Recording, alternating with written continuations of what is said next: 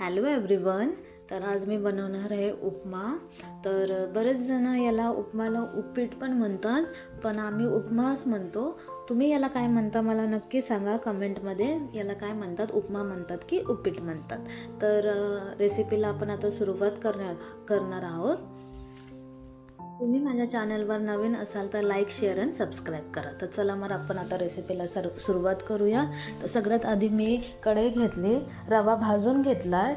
माझ्याकडे रवा बारीक होता, तुम्ही याच्यासाठी जाड रवा पण वापरू शकता. कलर चेंज होईपर्यंत बघा, आता कलर चेंज झाला आहे, चांगला भाजला गेला आहे रवा आणि तो एका प्लेटमध्ये ट्रान्सफर केला आहे. कढईमध्ये मी सर्वात आधी टाकलं तेल. ऑलरेडी कढई गरम होती तर तेल लवकर तापलं. मग टाकली मोहरी अशी कडकडली तर मग आपण टाकायची जिरं. माझ्याकडे कढीपत्ता नव्हता, मी नाही टाकला, तुम्ही टाकू शकता. त्यानंतर मी टाकले शेंगदाणे पण चांगले झाल्यावर थोडेसे कलर चेंज होऊ द्यायचा शेंगदाण्याचा. मग मी टाकला आहे कांदा लवकर होण्यासाठी मी सर्वात प्रथम टाकलं आहे त्याच्यावर मीठ. त्यानंतर मी टाकलं आहे टोमॅटो. त्यानंतर मी टाकली हळद. मग ते सगळं मिक्स करून घ्यायचं छानपैकी.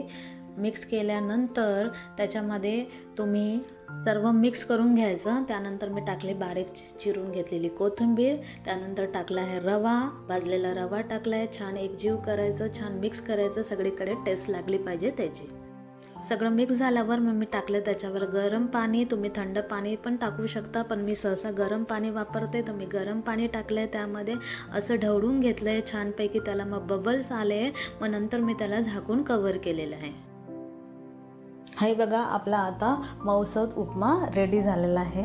थोडं पाणी जास्त झाल्यामुळे उपमा थोडा मऊ झालेला आहे, पण मला असाच मऊ उपमा आवडतो. कधी कधी पाणी कमी होतो तर तो उपमा कोरडा होतो, तो कोरडा खायला एवढा चांगला लागत नाही, म्हणून मी थोडंसं एक्स्ट्रा पाणी त्याच्यामध्ये टाकून देते. आता एका प्लेटमध्ये मी तो सर्व करते हे, आणि कोथिंबीर सोबत ते गार्निश सर्व केलेला आहे एका डिशमध्ये. आता मी तो छानपैकी गार्निशिंग करते आहे कोथिंबीर टाकून छानपैकी. याबरोबर तुम्ही वरून लिंबू पण पिळू शकता. थँक्यू.